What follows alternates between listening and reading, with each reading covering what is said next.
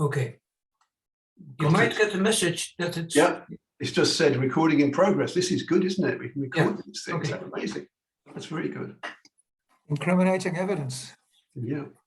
Okay, so Helgoland by Carlo Rovelli. This is an attempt to have a look at this book and do a review of it. And as I said earlier, it's in two halves, this talk. So we'll do the first half this afternoon and then have some discussion if there's time afterwards. So having looked at this in detail, I think right at the outset, it needs to be said that Rovelli is a substantial scientific figure. He proposed with Lee Smolin the theory of loop quantum gravity, and that's rightly regarded, along with string theory, as the leading attempt in theoretical physics to reconcile quantum mechanics with Einstein's general theory of relativity. And in addition to quantum gravity, this work also poses novel views of the nature of time. And that's really what those other two books I mentioned of his are about. So this work has a detailed theoretical and mathematical basis that's not really presented in Helgoland. As a result, we shouldn't judge the depth and credibility of Rovelli's work on the basis of this book, which has a completely different objective. So for example, if you go to Rovelli's Wikipedia page, there's a long and detailed account of him with mathematical details.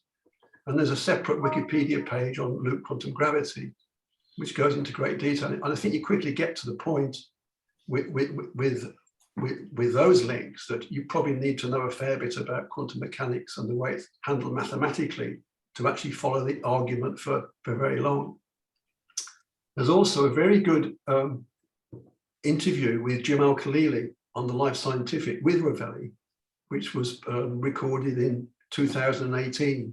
You can get that through that link there. It's really worth listening to. You find a lot more about Rovelli, the sort of bloke he is, because that's Al-Khalili's idea, is that you get to know the scientist and then you get to hear a bit about his work. And at that point, it's more a discussion of loop quantum gravity than it is anything else, really. And I mentioned the two earlier books, The Order of Time and Reality is Not What It Seems. They offer a much more detailed account of quantum mechanics than does Helgoland. So anyway, in terms of quantum mechanics, Rovelli advanced relational quantum mechanics in 1995 to attempt to solve idiosyncrasies in the standard quantum mechanical model.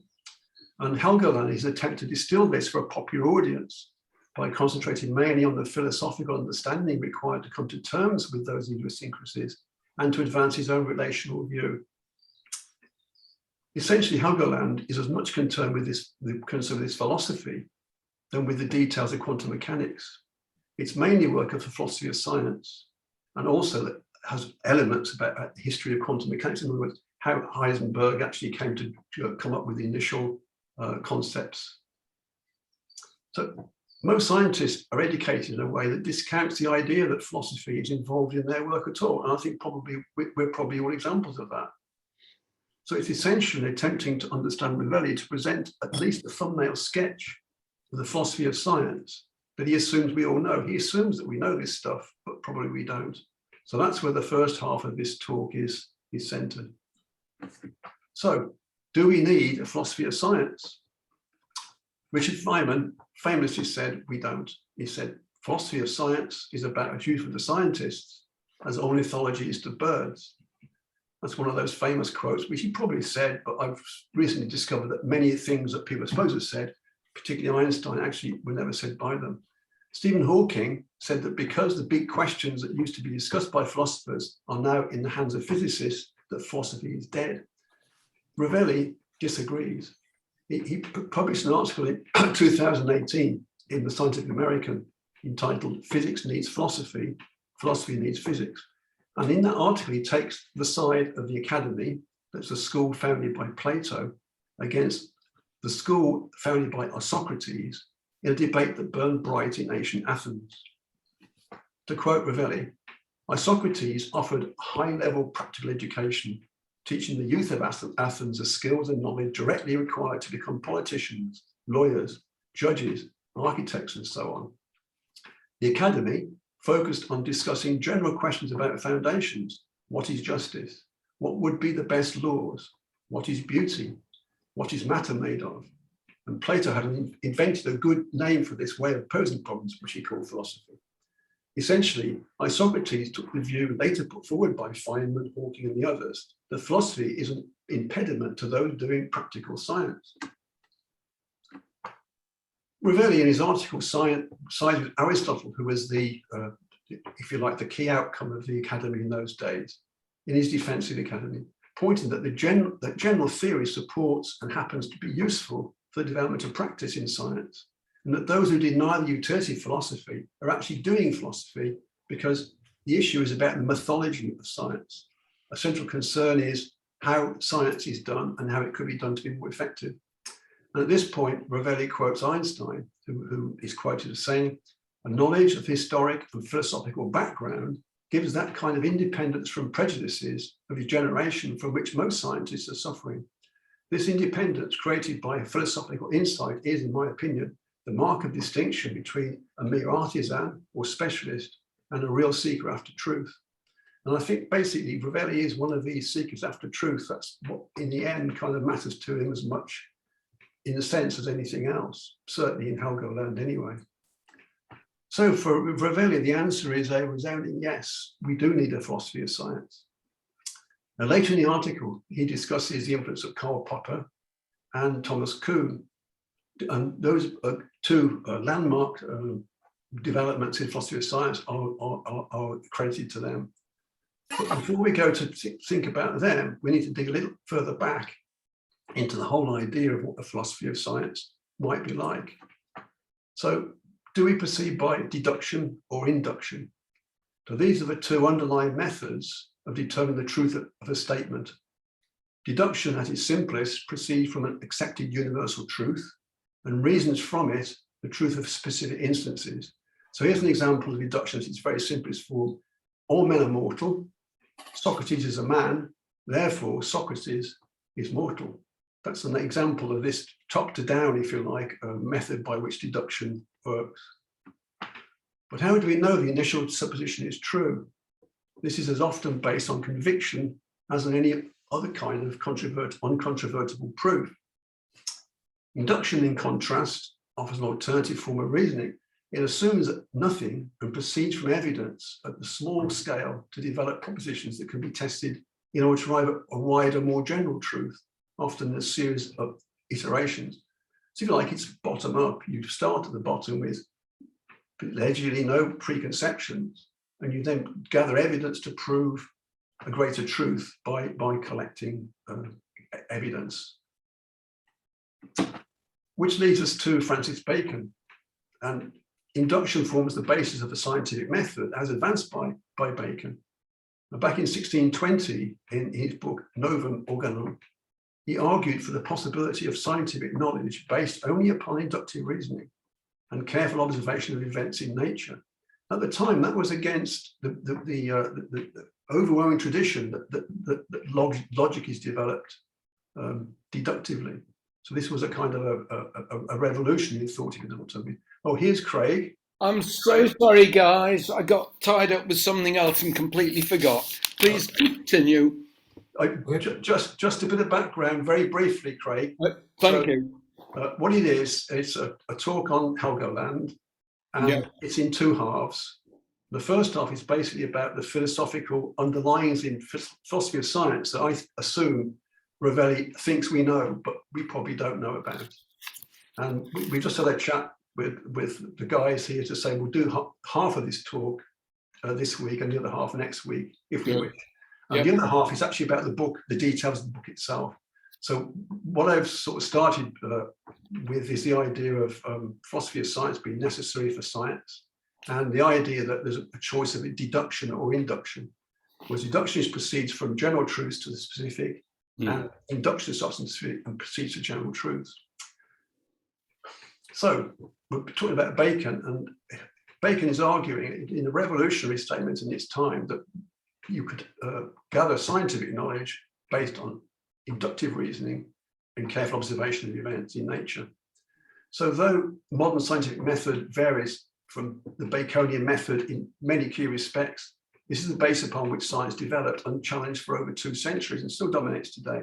in many ways. Science prospered from this empirical approach, leading to discovering what were regarded as laws of nature, irrevocable truths about the reality of the universe that were in fact derived from starting off from the basic observations, experimental method, and devolving these truths that way, inductively.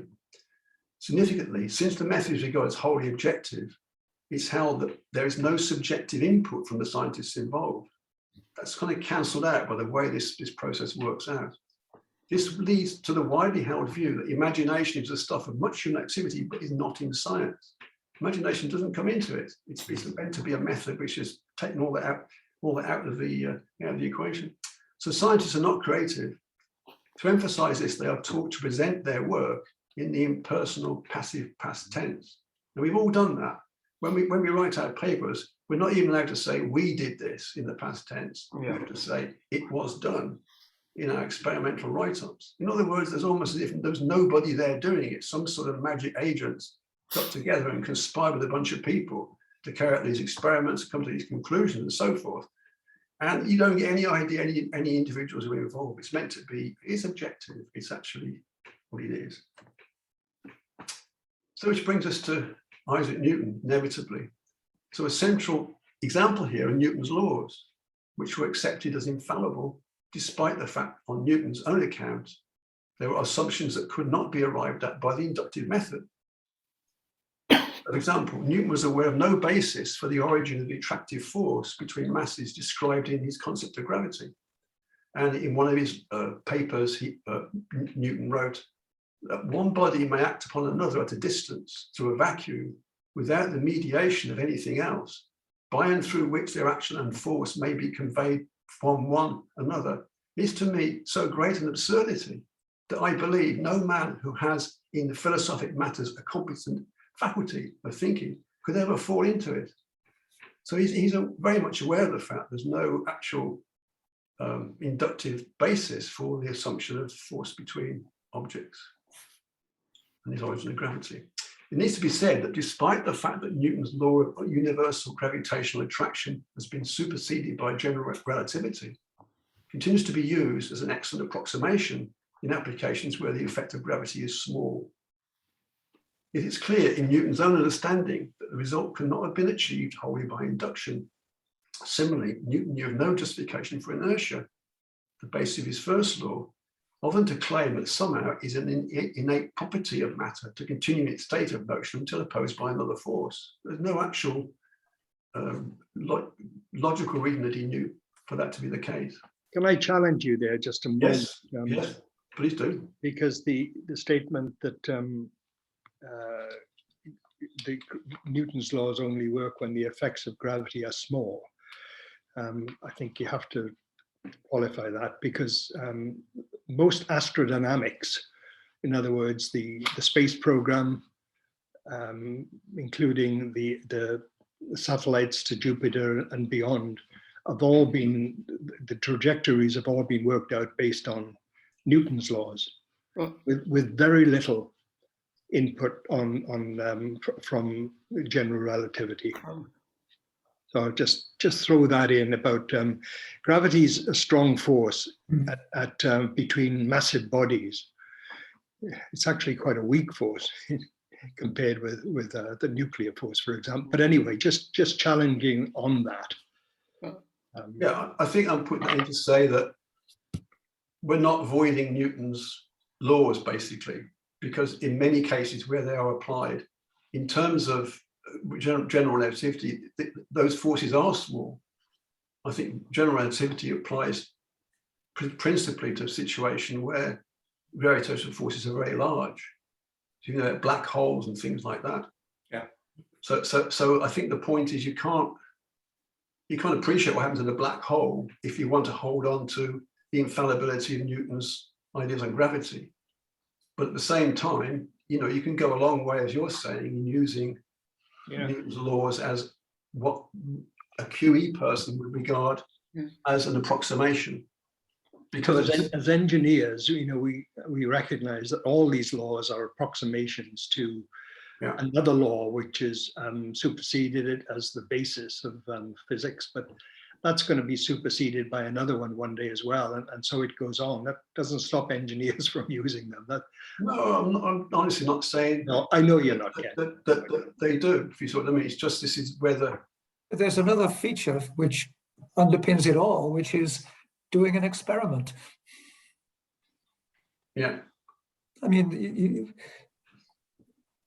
if you do a series of experiments and you get consistent results, you can conceptualize developing a theory from the set of experiments without having anything a priori which came out of nowhere, as it were, or just came out of your head. You had an idea of doing a bunch of experiments. You make the experiments, you make the measurements, and you see relationships between different parameters. And the fact that you can actually demonstrate it does give it an element of reality and an element of truth, even if you don't have some overarching theory which takes it all into account and pops out with the same set of interrelationships. That's very perceptive, I think, Dennis. But if you wait for a moment, I'm kind of come onto that through what Einstein thinks about this stuff. And there's quite a subtle sort of variation on that. In a sense, I think what you're putting forward, Dennis, is a kind of standard view, in a sense, which is not where Rovelli is. And part of the reason why we find it hard to understand Rovelli and his book, other books, is that he's not thinking about this the same way that we've been trained to do. You see what I mean? This is what I'm trying to dig into, try and get into how it is he's actually thinking about this stuff, the philosophy of it, you know. So give me a moment, and I think we'll come on to answer that. Okay. Actually, And can I what ask, follows? is the fact that we do not understand gravity at the moment, at least not on Newtonian terms, is that the reason that that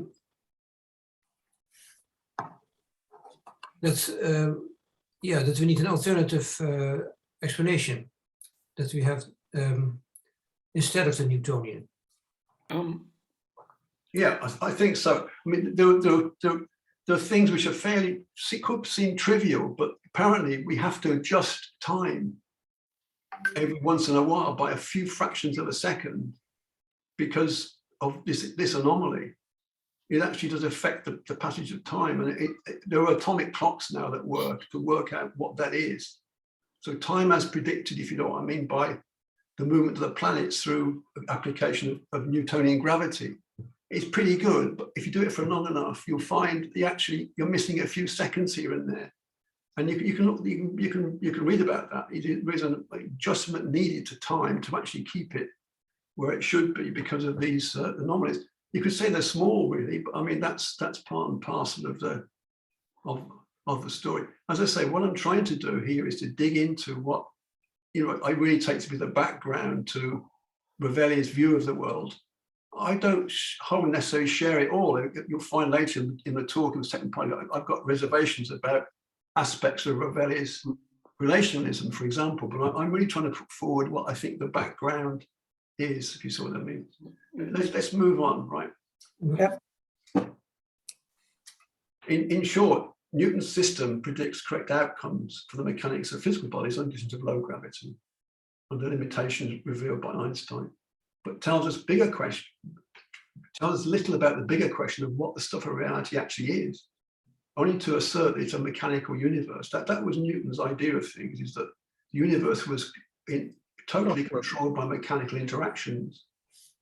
That's something which future scientists have had to actually understand and work on as well, because that was his philosophical view, if you see what I mean, about what the stuff of reality actually is. So in Helgoland, Rovelli is clear on the difference between this and what he sees is important in quantum mechanics. And Rovelli says, with many variables, fluctuations become irrelevant and probability near certainty. Billions of discontinuous events of the agitated and fluctuating quantum world are reduced by us to a few continuous and well-defined variables for everyday experience. At our scale, the world is like the wave-agitated surface of the ocean seen from the moon, the smooth surface of a blue marble. This is Rovelli waxing a bit poetic about the way he sees it, but he's trying to get over this idea that there's a reality down at the quantum level, which you don't see in everyday life, because of the scale, you see what I mean, because the scale at which these things work. He goes on, our everyday experience is thus compatible with the quantum world. Quantum theory incorporates classical mechanics and our usual vision of the world as approximations. The solidity of the classical version of the world is nothing other than our own myopia. The certainties of classical physics are just probabilities. The well-defined and solid picture of the world given by the old physics is an illusion. So this is where he's coming from. Reading this, I think it's not difficult to be reminded of Plato's cave here. The shadows of the external world that we see are sufficient for us to predict much of what will happen on the macro scale, but that's all we see of the richer fabric of reality. And I think that's an analogy which he doesn't raise, but which I kind of see in Rovelli's approach, and from that matter, that of Einstein and others as well.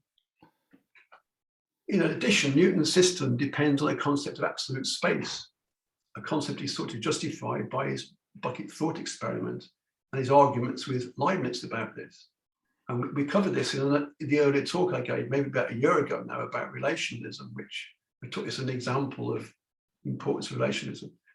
As we saw then, Mach argued otherwise, that the water in the fourth picture there is not spinning with respect to an absolute space, as Newton asserted, but in relation to other objects in the universe. So the problem of induction then was not thought as to be a problem for a couple of hundred years, really, quite a long time, 150 years or so after Newton. It was first raised by the Scottish philosopher David Hume in an inquiry on human understanding, published in 1748. He questions the uniformity of nature. Just because an effect has been repeatedly observed in the past, there's no justification for assuming it will happen again in the future. So this is the kind of assumption which the standard scientific model assumes, that if you observe things and they happen repeatedly, they'll go on happening again. And Hume says, well, there's no justification to assume that. He says a degree of human imagination must be employed in arriving at conclusions inductively. The only way you could get to them, whether you think you're not using your imagination, you really are. This can only account for the probability that future events will occur as expected. And even this depends on inductive reasoning itself. That statement itself depends on inductive reasoning itself. Bertrand Russell summed this up in The Problems of Philosophy, which I think I must have mentioned this in conversation earlier. He gives this as an analogy. Domestic animals expect food when they see the person who usually feeds them. We know that all these rather crude expectations of uniformity are liable to be misleading. The man who has fed the chicken every day throughout its life at last wrings its neck instead, showing that more refined views as to uniformity of nature would have been useful to the chicken. This is kind of a jokey philosophy type thing, but points that quite well.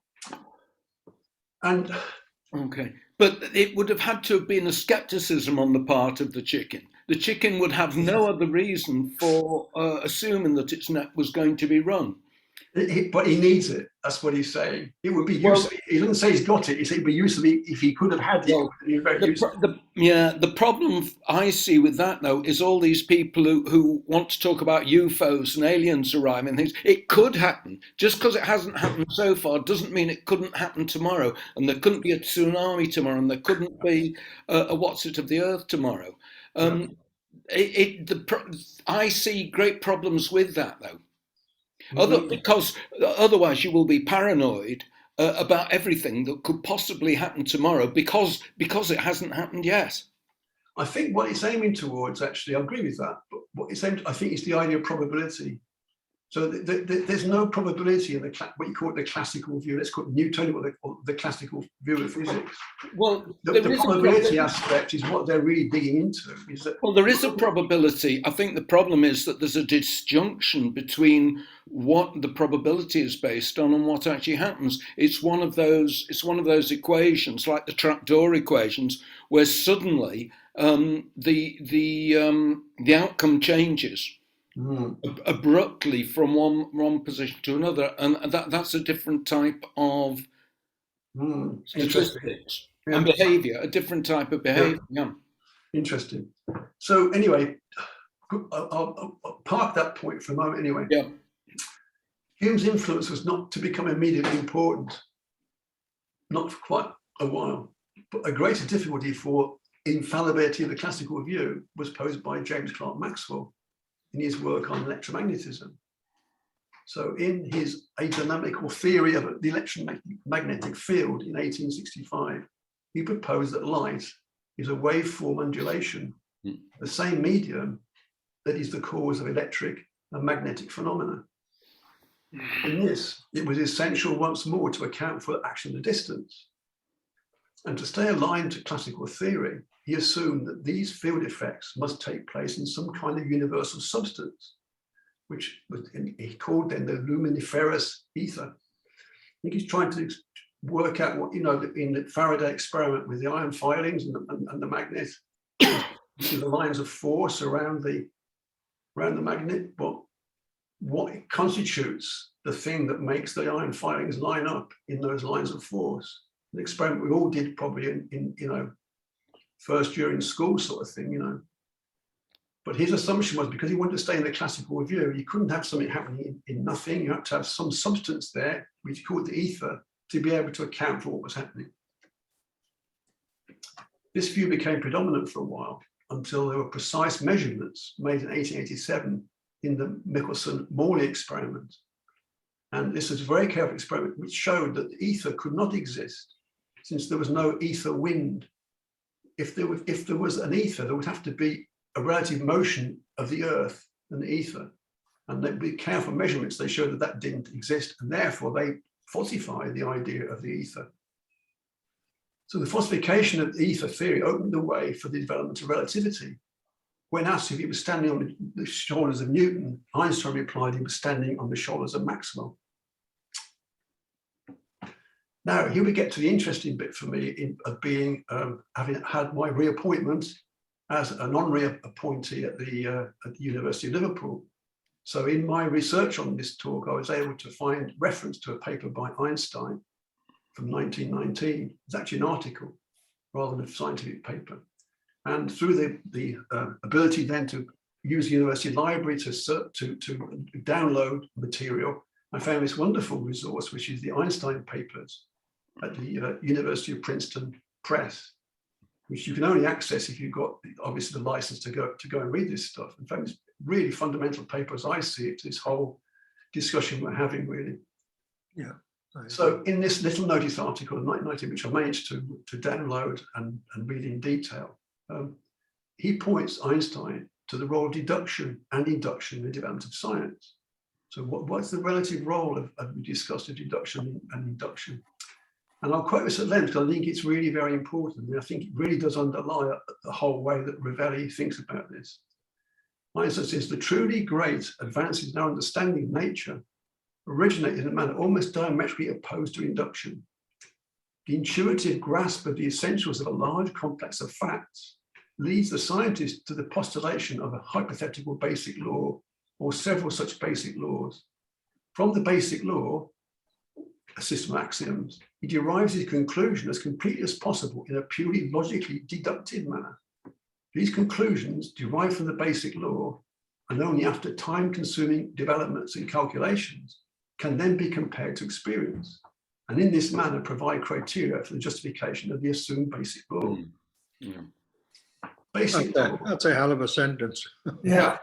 Basic law, there's more. Basic law, axioms, and conclusions together form what is called a theory. Every expert knows that the greatest advances in natural science, for example, Newton's theory of gravitation, thermodynamics, kinetic theory of gases, modern electrodynamics, etc., all originated in this manner, and that their basis has, in principle, a hypothetical character. So while the researcher always starts out from facts, whose mutual connections are his aim, he does not find his system of ideas in a methodical, inductive way. Rather, he adapts the facts by intuitive selection among the conceivable theories that are based upon the axioms. Thus, a theory can well be found to be incorrect if there is a logical error in its deduction, or found to be off the mark if a fact is not in consonance with one of its conclusions. But the truth of a theory can never be proven, for one never knows if future experience, here is the echo of Hume, one never knows if future experience will contradict its conclusion. And furthermore, there are always other conceptual systems imaginable which might coordinate the very same facts. When two theories are available and both are compatible with a given arsenal of facts, then there are no other criteria to prefer one over the other besides the intuitive eye of the researcher.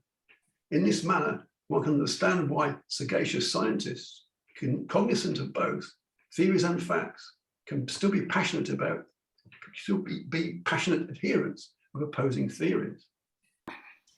And I think that's a pretty extraordinary statement, really, but still. 1919 was a pivotal year for Einstein, the year he published that article for the theory of general relativity. Back in 1915, he proposed an experiment to determine if the theory's predictions, general relativity, on gravity were valid. During an eclipse, it should be possible to observe the bending of light as a result of the gravitational field of the Earth from the departure of the visible stars during the event compared to their normally observed position. In the eclipse, stars, if the light's bent as it comes round past the Earth, then you see the shift in the position of the stars compared when there wasn't an eclipse. The observed change in position would be exactly twice that predicted from Newtonian mechanics. So the Newtonians came back and said, okay, if the light of particles and do the calculation, we have a certain amount of deviation of the starlight, position of the stars, and the Einsteinian prediction is that would be exactly twice as much. But the First World War intervened to make the test not to be carried out back in 1915. But it wasn't until 1919 when Eddington and Dyson mounted from the Royal Society in London 2 expeditions to observe a total eclipse in Africa and Brazil. And the result confirmed Einstein's prediction. So the light was bent twice as much as a Newtonian account would have had you believe. So when Eddington presented the results to the Royal Society, international media went wild, propelling Einstein to worldwide fame. This is the moment when Einstein becomes that totally famous scientist all around the world. And so I've found a couple of articles here. This from the one on the left is the Times in 7th of November 1919, Revolution in Science, New Theory of the Universe, Newtonian ideas overthrown. And on the right-hand side, the New York Times, in the same date, light all askew in the heavens. Men of science more or less agog over results of eclipse observation. Einstein theory triumphs. And I love this bit in the middle here. Stars not where they seemed or were calculated to be, but nobody need worry. That's wonderful, brilliant stuff, really. Back when they were thinking about the experiment with the eclipse, Einstein wrote in a letter to Ernst Mach, next year at the solar eclipse, it will turn out whether the light rays are bent by the sun. If so, then your inspired investigations into the foundations of mechanics, despite Planck's unjust criticism, will receive a splendid confirmation. For it's a necessary consequence that inertia has its origin in a kind of mutual interaction of bodies, fully in the sense of your critique of Newton's bucket experiment.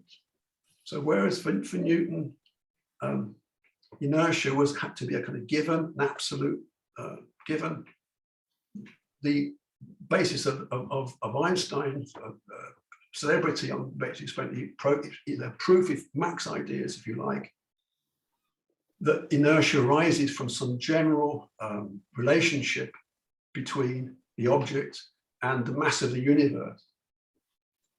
And in 1915, Einstein, when asked if Mach's ideas were an influence, replied, Mach and even more Hume, whose treatise on human understanding I studied with passion and admiration shortly before discovering the specialty of relativity, very possibly I wouldn't have come to the solution without those philosophical studies. So this is another understanding from Einstein how philosophy, in fact, is important in the development of science. So just the last 2 bits and pieces. Rovelli mentions Karl Popper and Kuhn, Thomas Kuhn as well. And they're really landmarks really in the understanding of philosophy of science.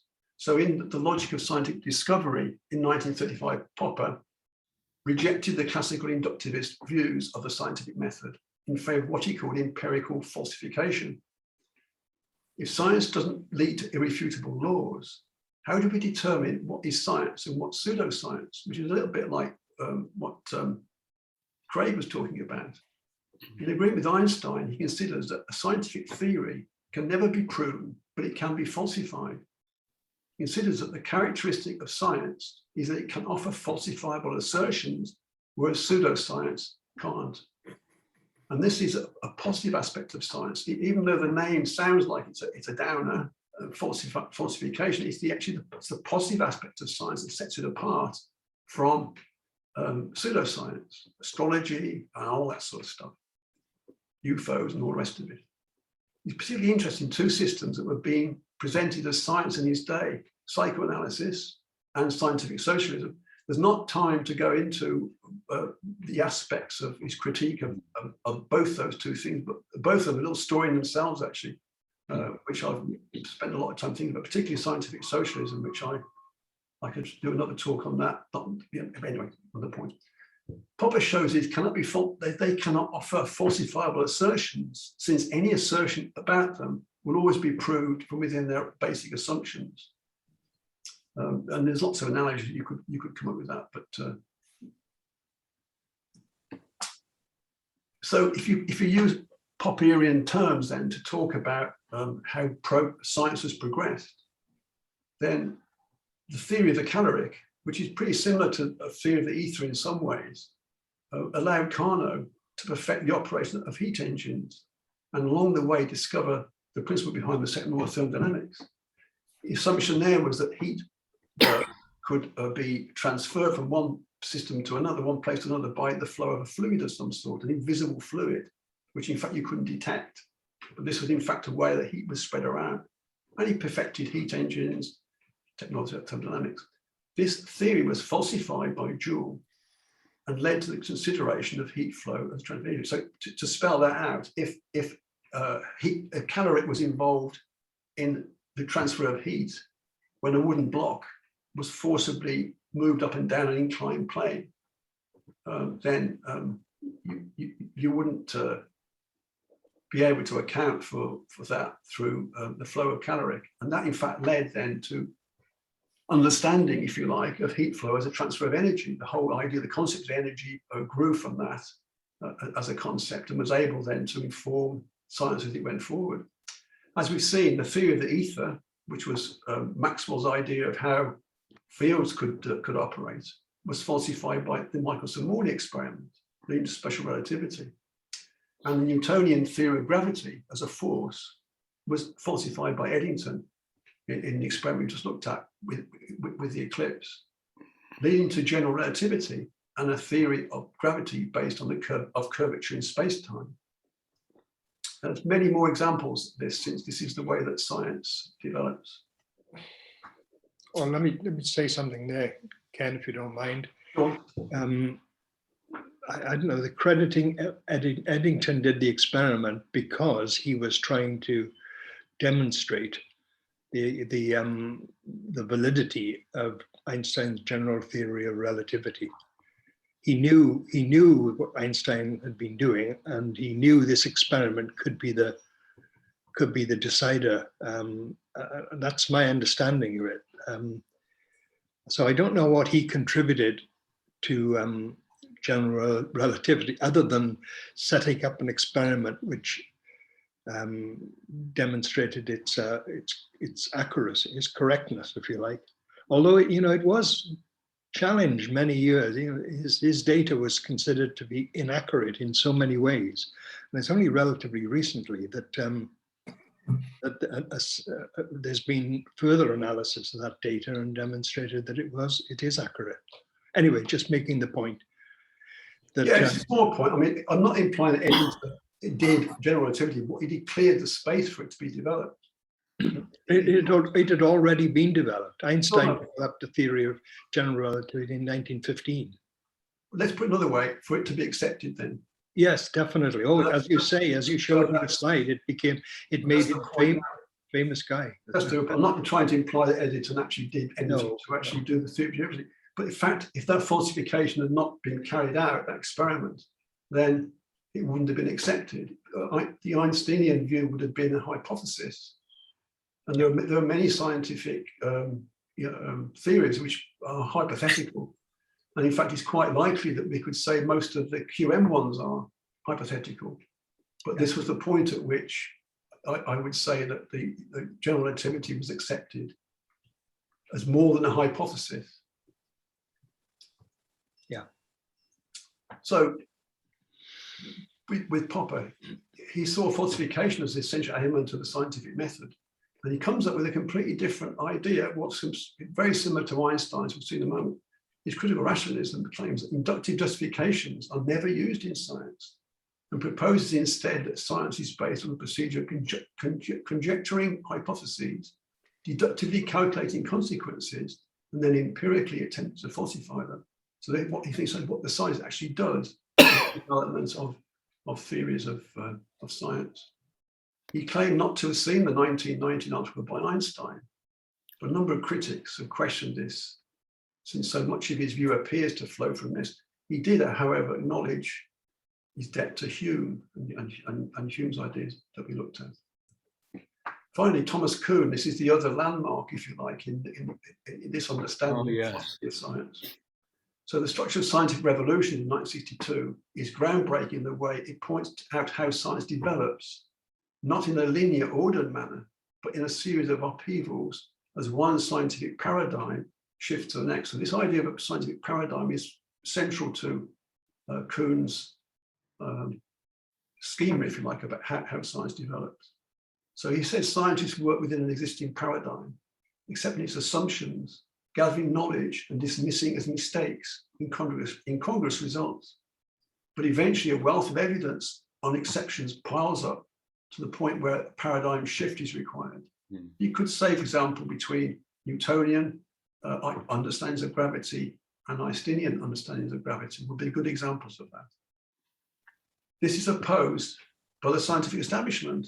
The guys who've got a lot of time and money and energy invested into the existing paradigm resist. And they argue for the retention of the old paradigm. Yeah. It requires a revolutionary upsurge to establish the new worldview. In time, rather fatalistically, he says, the victors of that change form a new establishment that champion a new paradigm. And that's the way that science has, in fact, so in a sense, it's something to do with what we talked about before, about how the Eddington experiment, for example, changed the perception of the validity of a scientific theory. In a sense, then, for Kuhn, this is a sociological aspect of the way science develops. People do experiments, but they're not, in a sense, nameless, non-human actors. There are actually real people involved here who have to believe certain things and accept certain things and so on and so forth. And it's basically a social process, which in fact, as he sees it, operates in a series of revolutionary changes in the end. And it's interesting that the full title of Helgoland, when it was first published in translation from Italian, was Helgoland, Making Sense of the Quantum Revolution. All right. Yeah. And when Penguin got hold of it, they dropped the Making Sense of the Quantum Revolution bit, just called it Helgoland. Quite interesting. There are strong echoes of Kuhn in Rovelli's view of science in Helgoland. Rovelli says, the search for knowledge is not nourished by certainty.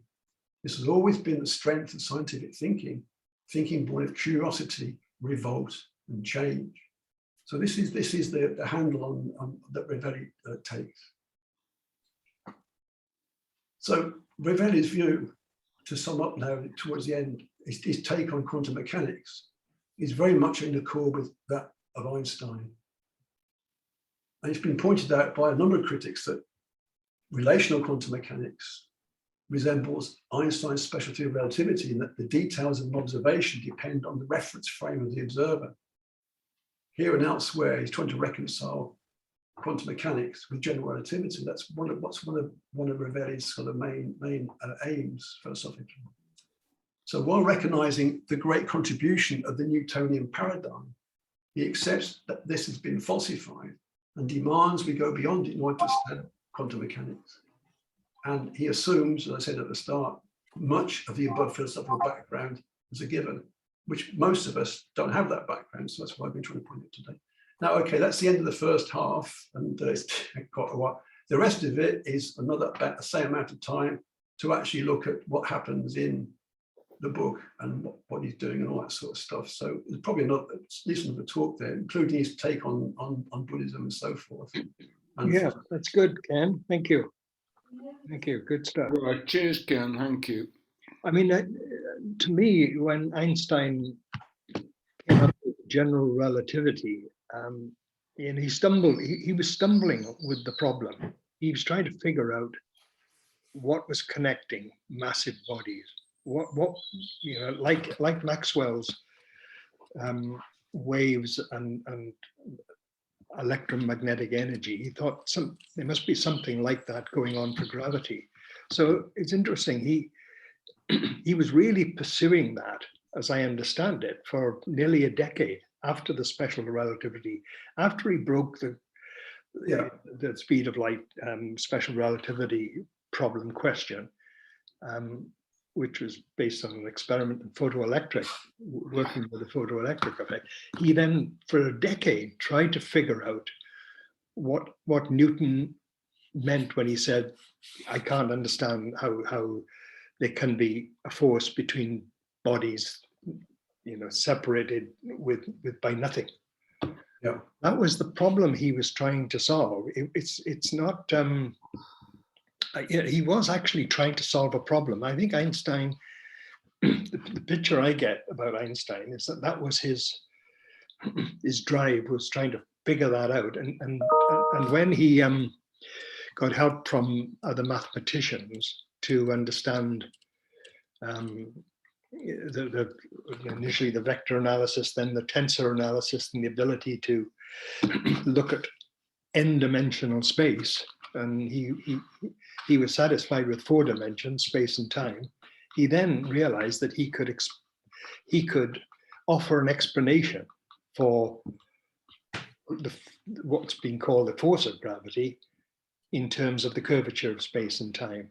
And the equations explain why, or no, the equations didn't explain it actually. They were able to demonstrate that model of the gravitational influence worked. And of course it was another, as you say, it was another four years after that Eddington did the experiment to show that space was curved around the sun during the eclipse. So I don't know. I think Einstein was a problem solver. He'd start from a question of why this is happening, and I don't think he stumbled on that. I think he was trying to be inductive. Anyway. Well, not in his own terms, he wasn't. It was certainly wasn't, you know what I mean? So it's kind of interesting. I think what's also interesting about Einstein is that he's working, you see, one of the things that comes up in the second half of this talk is the idea of scale, and particularly the Planck length, the Planck scale, which is kind of relevant. But effectively, you've got the fantastically small and the massively huge. So you're moving from black holes at one end of the scale, and the universe, if you see what I mean, down to the unfathomably small. Yeah. With the Planck constant being at sort of 10 to the minus 34 of something or other. So you think it was the length. Yeah.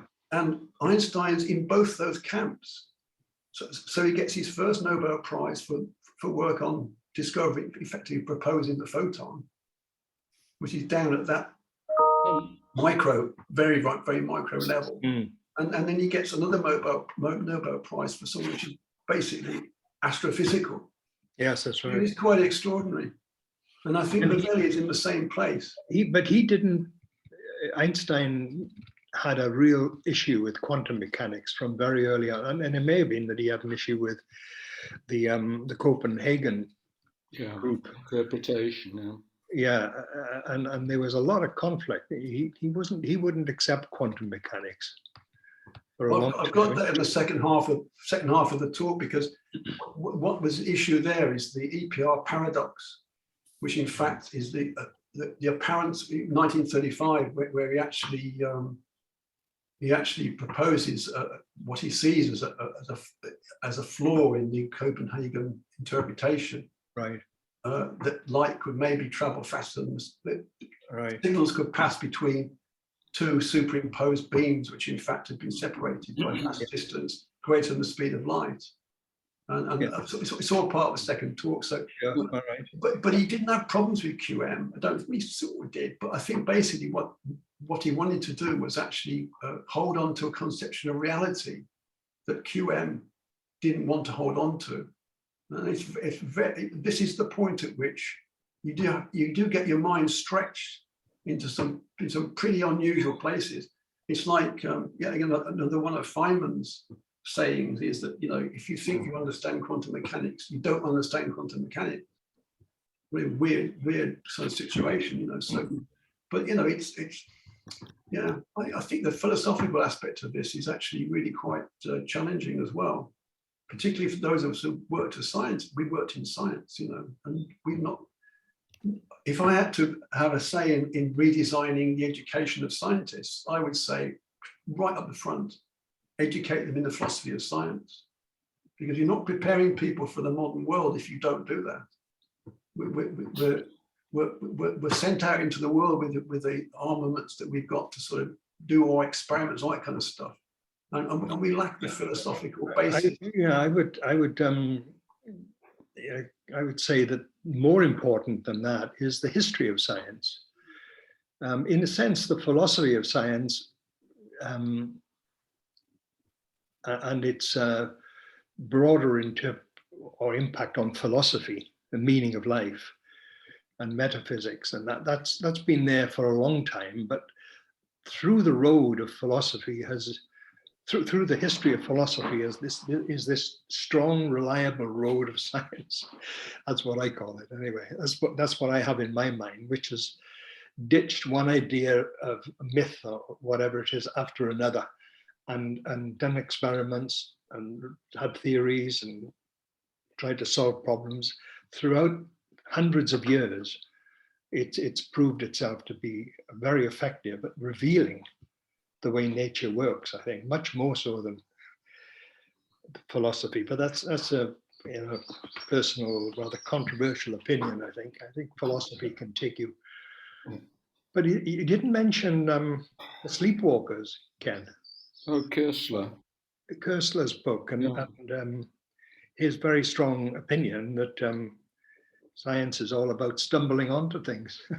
Well, I think there's a good deal of truth in that. You find serendipity crops up quite a lot of the time, in fact.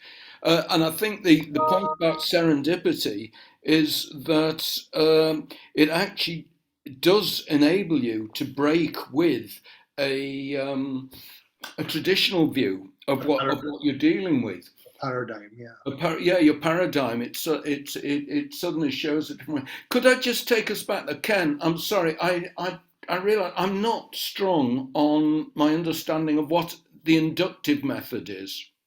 Yep. Go all the way back. It's a bit you missed at the start. Yeah. Basically, so we can have a quick look at that if you can still see this. Is it in summary going from the specific to the general, whereas the deduction is going from the general to the specific? Well, I can understand going from the general to the specific. That's the sort of science I'm used to. There's a whole body of data or observations, and then you extract specifics from that. What's the induction? Oh, let's have a look here. Well, right, here we go. Yeah. So with deduction, it is simply there are different forms of deduction. I mean, there's a Sherlock Holmes form of deduction, which is when you eliminate everything that's not right. What's left must be okay. That's a kind of deduction, but maybe not a very good one. The simplest example, though, is you have an assumed general idea, if you like, all men are mortal. And then an observation, Socrates is a man. Therefore, Socrates must be mortal. Yeah. That's the deduction. It's a top down, isn't it? You can see that. But it depends on whether you think all men are mortal. Well, in that case, that's probably not too unreasonable in terms of your experience. But if you said all men are ugly, for example, then Socrates is a man, therefore Socrates is ugly. That wouldn't be very sensible. So in other words, there's a kind of an aspect of deduction that means that it's not reliable in that sense. It is that there's a matter of subjectivity. Yes. So it depends. It depends on the axioms you take. Yeah, exactly. Yeah, and if they're how do you know if the axioms are correct? That's yes. what it comes down to. Okay. Yeah. So with induction, and this is where Francis Bacon had his Right. Here we go. the idea is that you neglect that. You start up with nothing at all in terms of that.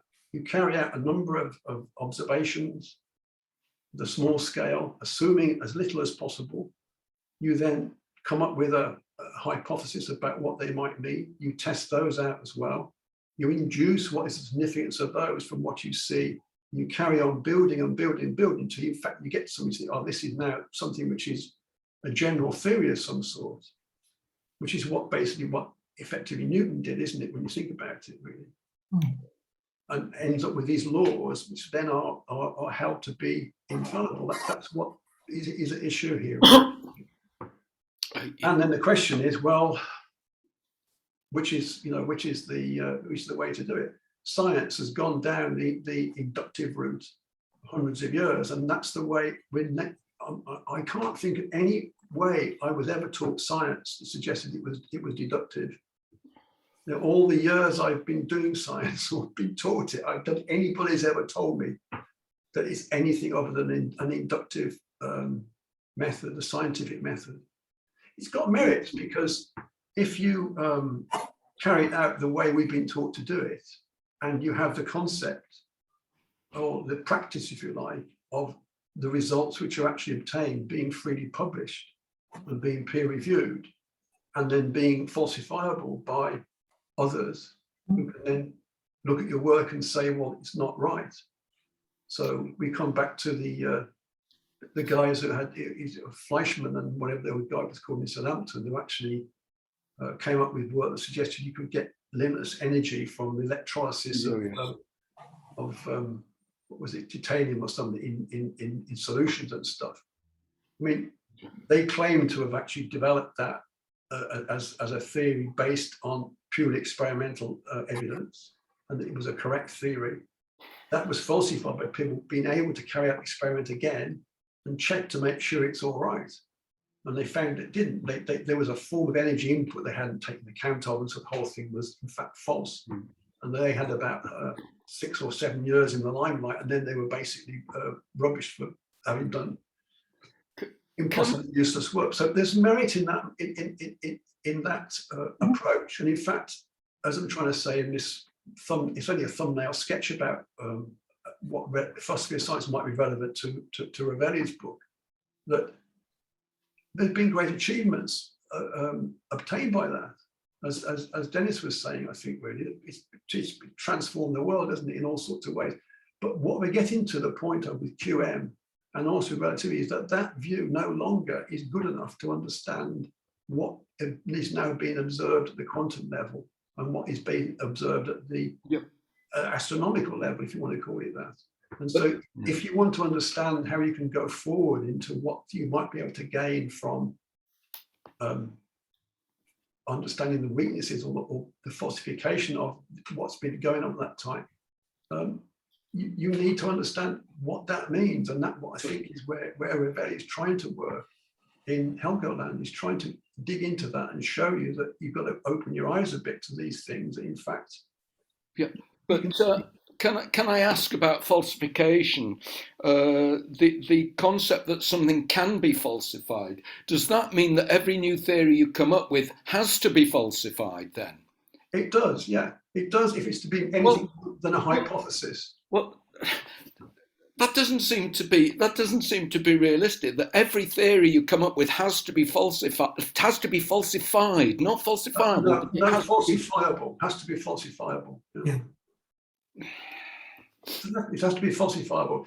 If that's why you describe you do an experiment, you describe it, you send it into a journal, and it gets published, and people get to look at it, and they can compare your experiment. They look for holes in the experiment, and they compare it with their own experience. And, but if they don't do the right other experiments to falsify it, then you won't know that you falsified the theory. Yeah, but then you have a multiple layer argument that goes on for years.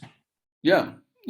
I mean, let's put it this way: if someone gives you a formula for doing a piece of work and they get a result X, if you merely repeat what they've done, if you get an outcome Y, then there's something wrong. There's something there. But you can, in theory, get X, and the next laboratory along can do the same thing and get the outcome X. It doesn't necessarily mean that the theory is right, though. You might all be making a wrong assumption of one stage in the argument.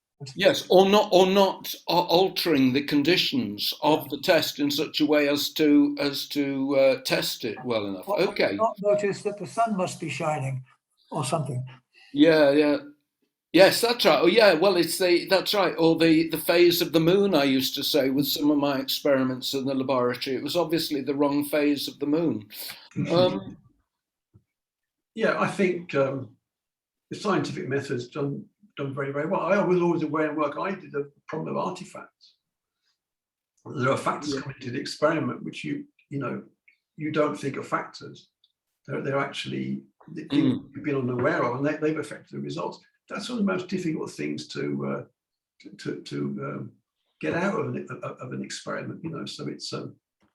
But as I say, quite often in the biochemistry, if you've got a new a new batch of reagent, for instance, your experiments could completely fail to work. Absolutely. Although it was supposed to be exactly the same reagent, it was from a different company, or it hadn't been prepared in the same way. Yeah. Those are sort of artifacts you've got to get. Phased out of it. I can tell you, we're talking about serendipity. I can tell you of one which is the opposite of that, and that is one of the problems with novel organisms, like Legionnaire's disease and so on, is that quite often you can't get them to grow in the laboratory. They will cause disease in people or animals, but you cannot actually get them to grow.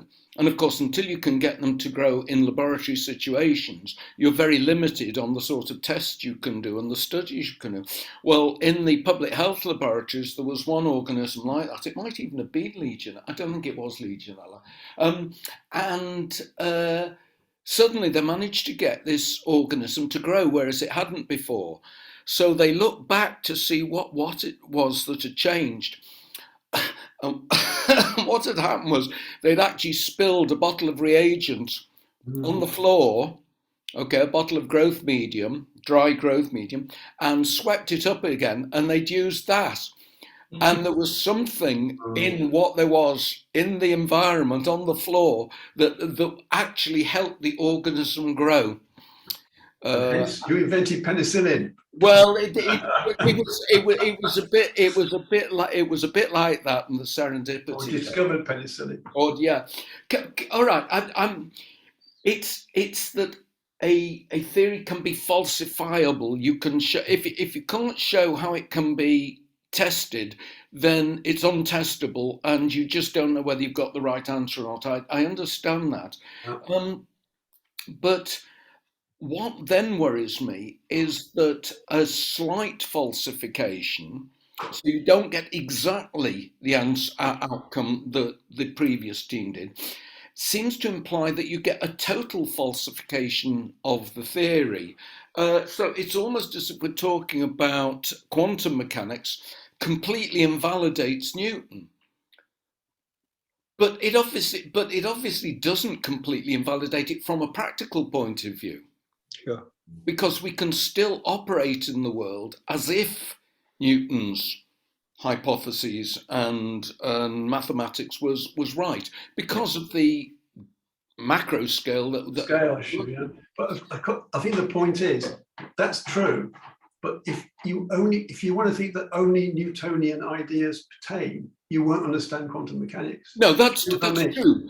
That's the flip side of that. You've got to step outside of that paradigm, even though If you need to understand that, yeah. You want to understand either no, the Einsteinian level. yeah, I can understand the that mechanical level. if you want to and you need to understand the quantum mechanics. But for instance, I don't actually have to know exactly how a car works in order to be able to drive my car around. I have a crude understanding of how it works, but I wouldn't be able to rebuild one. It's not absolutely necessary at all scales, at all levels, No. to. Yeah, I mean, it's interesting to me at the end of the second half of this talk that my conclusion is that I don't think Rovelli's view of quantum mechanics is at all falsifiable. Mm. I don't think it is. I think it's in that sense hypothetical. And as I point out in the talk, in his conversation with Jim Al-Khalili on the Life Scientific, Al-Khalili basically asks him that question in a slightly different form.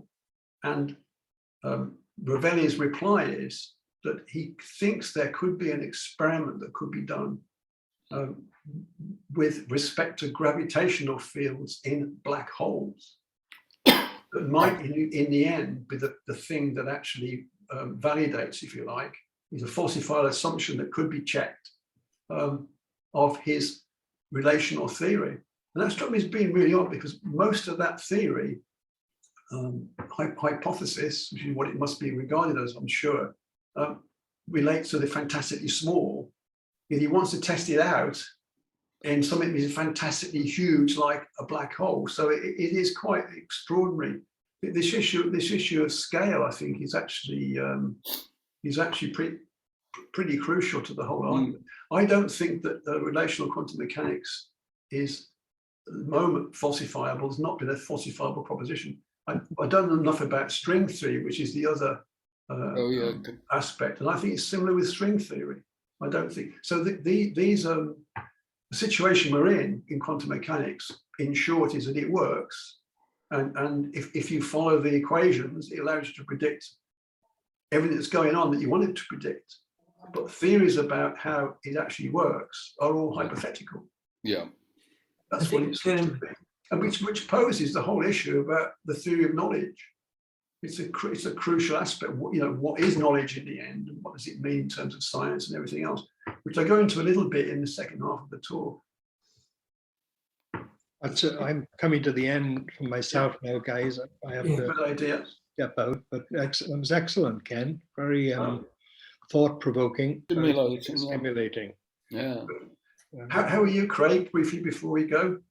Oh, I'm health-wise. Health-wise, yeah. Health-wise, I'm fine. I've been fine for the last 5 or 6 days. I'm just testing positive all the time. Actually, it's got weaker and weaker over the last